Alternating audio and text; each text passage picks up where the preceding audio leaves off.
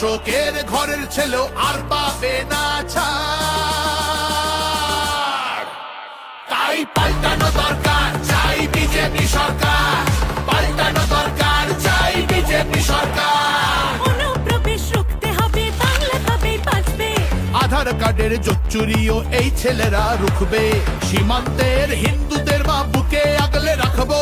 15 বছর কেঁদেছি অনেক, এবার মোরা হাসবো।